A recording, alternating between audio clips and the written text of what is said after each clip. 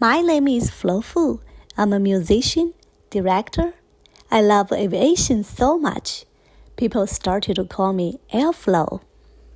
I'm the president of the Boston chapter of Women in Aviation International. It is my pleasure to get to introduce to you Lieutenant Colonel Ashley Rolfe.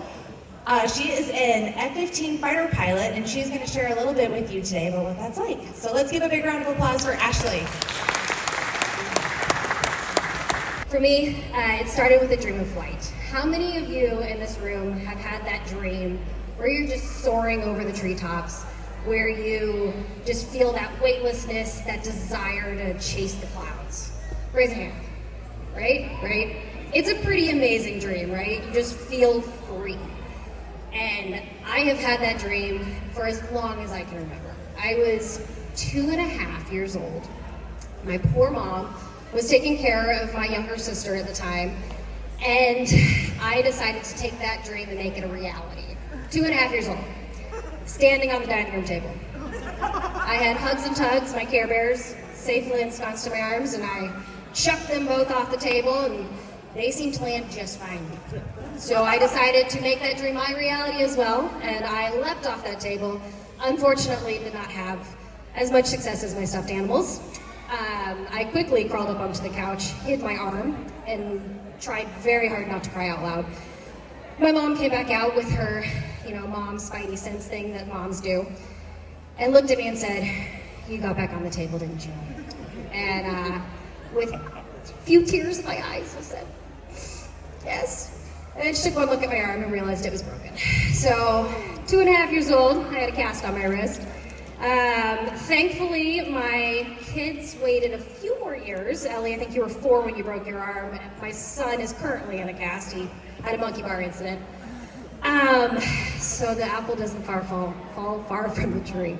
That being said, that was my humble beginnings in aviation and the dream of flight.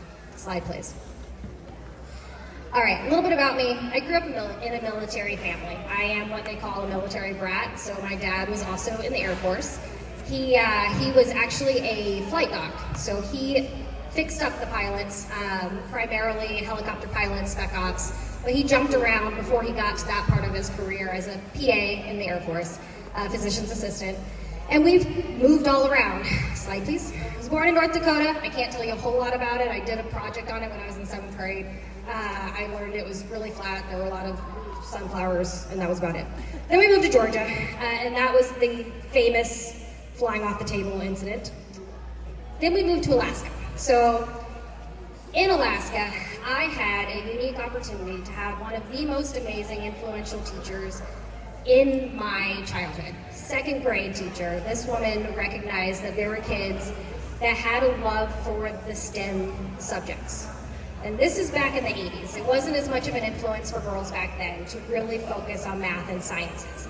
But this teacher set up after school programs and additional programs within school where we could really take our math and sciences further. As a 2nd grader, I started working on the early long division. I mean, I know we don't really do long division anymore. It's a whole core curriculum that doesn't make any sense to me, but that's what we did then. But what it did was it really started to build a love for the sciences and an understanding and appreciation for the STEM subjects. From there, slide, we moved to Florida. We moved to Tyndall Air Force Base in Panama City, Florida, in the Panhandle. There's a lot of things people say about the Panhandle of Florida, but for me, I love it. And I loved it as a kid because that is where they trained F-15 pilots. I would sit in my classroom, and my teacher would be in the middle of some speech, explanation of something. I wasn't really paying attention at that time. It wasn't math or science, so I didn't really care. But the room would start shaking. It was so loud. With the shake of the afterburners as these F-15 pilots just learning how to fly are taking off for the first time. And occasionally you'd hear the sonic boom, you'd feel it, and I'd come home and my dad would go, "Yeah, that pilot just got in trouble because they just brought the sound barrier way too close to the coast." But for me, that was the coolest thing I had ever seen. had ever heard, had ever experienced. And I decided when I was at Tyndall Air Force Base as an elementary school kid, 10 years old, I wanted to become a fighter pilot. I wanted to do that. Now, what I need to tell you about myself, as you can see, I'm not the tallest, biggest individual ever, and as a kid, I was incredibly petite. I was the smallest one in my 4th grade class. I was the smallest one in my 5th grade class, and this continued until I finally hit a growth spurt about junior year, and I got to a whopping 5'4". But everyone would look at me and go, okay, little girl, you're gonna be a fighter pilot. And I said, no, I'm gonna do it. And I set my sights on what my goal was at 10 years old. So that meant I took my dad and I said, hey, who can I meet to figure out how I can make this dream a reality? Thankfully, I have the world's most supportive parents, and my dad was all about encouraging this love of flight for me. And so he said, all right, you know what? I know some of the pilots on this space, and we've got an air show coming up.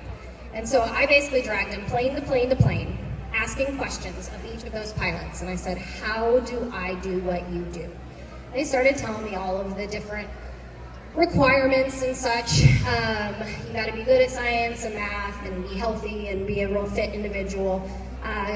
Graduate top in your class and everything. Several different ways to get there. You can go to the United States Air Force Academy. You can go to college and go to Officer Training School, ROTC. Lots of different opportunities to make your way that direction. Slide, please.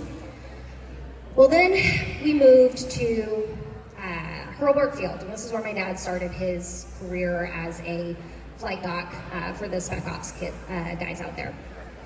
So this is where I went to middle school and high school. And new kid, as a middle schooler, you feel pretty awkward. So I really fell in with the science, math, fell back on what I had already started to develop a love for.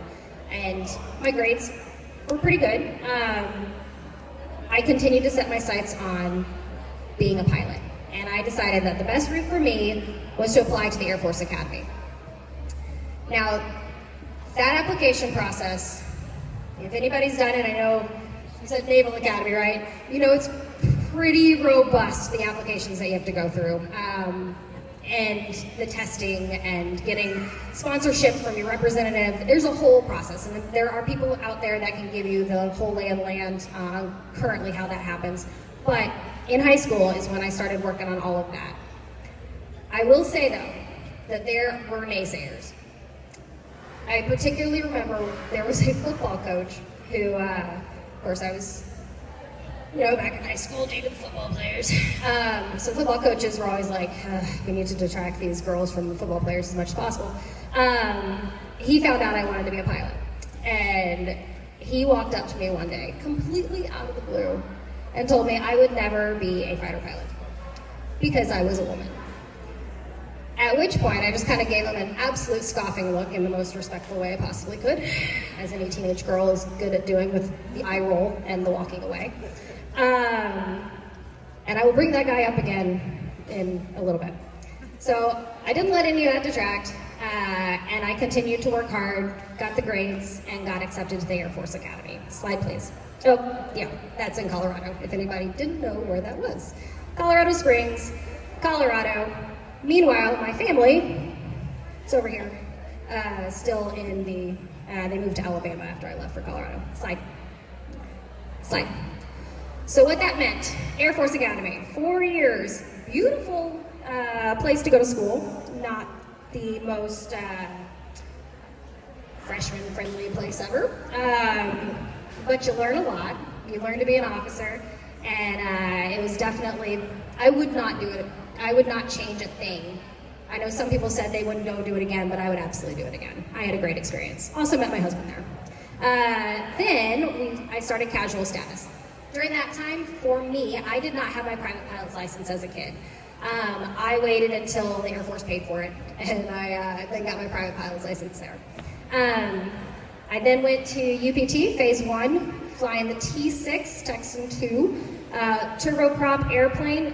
Super fun plane, best cloud chaser still that I've flown. Can turn on a dime, and I basically learned the absolute basics of aviation in the military. Slide. From there, I got selected for the T-38 track. There are several ways that you can go from pilot training once you're in the T6, depending on what you want, as well as needs of the Air Force and how well you do in your graduating class. You can either go T-38s, T-1s, helicopter track, and then T-34s was for the C-130 at the time. I don't know how it's changed now, but they've kind of changed up the process. But I got selected for the T-38, and then at the end of that, I was selected for the F-15. Funny story, we actually had a career day at the very end of my track select, or my airframe selection, and they actually had an F-15 there that I got to sit in for the very first time. So that's me sitting there super excited that my short stature, I can actually see over the canopy rails for the first time, because in the T-38, you sit with them like up here and you can't see anything. So I was really excited that I would be able to actually see what I was doing now. Slide. Then I go fly IFF, and that's when you learn how to dogfight. And then from there, down to Tyndall Air Force Base, and learn to fly the F-15 for the first time. So as you can see, it's a pretty long process to get there. What I will say, it is a completely rewarding process to get there. By the time that you are flying this F-15, that was actually me a few weeks ago. I was flying a Finney flight for our flight dock at Barnes. To be able to fly that jet for the very first time, to feel the afterburner kick you in the butt on that very first takeoff, it's the most rewarding, one of the most rewarding experiences that you can have as a pilot. Slide. And then we move on to the first assignment. Slide. So for me, I moved to slide. Okinawa, Japan, for my very first assignment, Kaneda Air Base. My husband and I actually got joint spouse out there, and the workload was pretty intense. We were gone, I think I saw my husband for 3 months of the last year that I was assigned there, because we were on dueling deployment cycles. He flew KC-135, or he was a navigator on him. Then we moved to Nellis Air Force Base together, and this is where my career took quite a shift. In December of 2014, while I was at Nellis Air Force Base, I was actually in the middle of IPUG upgrade, so Instructor Pilot Upgrade Program. I was one flight into the upgrade, and then I had to take a 9-month break from flying. December, my daughter Ellie was born, and my priorities in aviation certainly shifted. However, my love of aviation did not shift. At Nellis, I was flying as an aggressor pilot, so I got to pretend to be the bad guy, which was beyond fun. You just get to beat up on the weapons school guys constantly. They don't like that, but it was fun. And then from there, I moved back to Tyndall Air Force Base, back to my humble beginnings, but now flying the T-38 as, again, an aggressor pilot, so being the bad guy for the F-22 training programs. I moved there with my daughter. My husband was actually up here at business school. And so I was full-time working with a 1.5-year-old daughter in full-time daycare, and I decided that it was time to make a career shift. Slide. And that's when I joined Barnes Air National Guard Base. There are several ways that you can be a member of the armed forces, specifically the Air Branch. You can be active duty, which is what I did for those first few years of my career. You can be in the Air National Guard and you support the state as well as the country, or you can be in the reserves. This is, at Barnes, our primary job is to protect and defend the Northeast, protect and defend Massachusetts, and then when we are brought up to service, to protect and defend the entire country. So on the daily at Barnes, 24 hours a day, 7 days a week, we have pilots that are ready for the call to take off and defend the Northeast. I don't know how many of you guys are familiar with that, but for me, as a fighter pilot, it is pretty darn cool to know that I am always protecting my family, my home, and the people of this great area. It is an incredibly rewarding experience and job to be a part of. Slide, please. I will say, though, that as a pilot, your job is never done. Your learning is never done. We are constantly upgrading, so within the career itself, you have to go through multiple upgrades, 2-ship flight lead upgrade, 4-ship flight lead upgrade, mission commander upgrade, so you can take an entire group, like 8 to 12 jets out there and fight against the bad guy. Instructor pilot upgrade, and then assignment specific upgrades. So as an aggressor, I had multiple other ones that I had to go through, and then aircraft specific upgrades. So I've been flying this jet for 16 years, a while. You can imagine technology has changed in those 16 years. I am constantly having to study and get in the books. I rely on that math-heavy and science-heavy background that I have to really understand the technology that I am using on the day-to-day basis to be able to defend and utilize that air weapon that we are, because it is a flying machine to kill the bad guy. All right, there's no ifs, ands, or buts about it. We are an air-to-air specific platform to shoot down the bad guys who are going to try to hurt anybody here in the United States. So being in the books and constantly studying is kind of the name of the game, and it doesn't ever stop. Slide. All right, I wanted to give you guys a few words of advice here. Slide. Don't be afraid of hard things, all right? There are challenges out there. There are dreams that you want to shoot for that seem completely out of reach. There are ways to get there, or there are ways to make that dream a reality when you're putting in the hard work. Put the extra studying in. Make sure you're not letting what seems to be a challenge to you get in the way of making that drive happen. Secondly, be true to yourself. I had a dream to fly, and only to fly, and that was all I really cared about for years and years and years and years. But as I got older, as I matured in my career, I realized that there were other things that got to be just as important to me as aviation, and then we surpassed those. It was my kids, my husband, my family, defending my home, and being present became more important to me, which is why I ended up going part-time. I am a part-time fighter pilot, I am a full-time mommy, and I can tell you which one is more challenging. It is not flying the F-15. But be true to yourself and be true to what is important to you, and work for that and fight for that. Slide. And last, life is short, shoot for the stars. Don't let some silly football coach tell you that you can't do what you want to do, all right? Unless it's really breaking a rule or something. But that football coach, I was back at Tyndall learning to fly the F-15. I'd already flown the jet, I'd soloed, I'd been by myself flying that fighter jet, and it happened to be that my high school was playing one of the local high schools where I was training. Because you saw, it was pretty close, Florida and Florida. And I went to a football game. I was like, I want to see if I know any of the coaches, any of the teachers anymore. It's been a bunch of years. I'll go back and catch up. So I go to this football game, and I see the principal. And she was the same principal that was there of our high school. It was pretty awesome. And she came up to me. She's like, Miss Dobbins. That was my name at the time. And I was like, yes, ma'am. Yep, I'm at Tyndall Air Force Base. I'm flying the F-15 now. And you know who walked behind her right as I said I was flying the F-15? Same football coach walked right behind, and he gave me the dirtiest scowl, and I smirked and giggled so much at that, and it felt wonderful to just be able to kind of, without really rubbing it in his nose, I rubbed it in his nose. My job's so much cooler than yours, dude. No, it was good, and it was kind of tied it all in together and made the fight and the tenacity worth it. Slide.